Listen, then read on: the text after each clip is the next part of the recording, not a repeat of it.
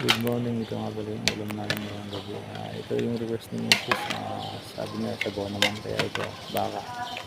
Yung binili kaya binili ko sa akin. At ito, ang mga rekado niya. Saging, sabaw at sweet corn sa baglibin sa repolyo. At ito yung baka. Panurin na lang po ninyo para makita nyo kung paano kung dito. Ito na, kumukulo na po na yung baka natin. Ilagay na po natin yung mais saka yung saba or saging.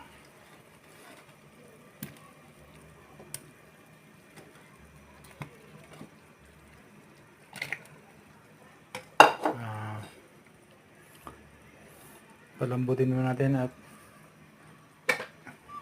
sara muna natin. Balikan natin mamaya. Ilagay na natin yung Baguio beans.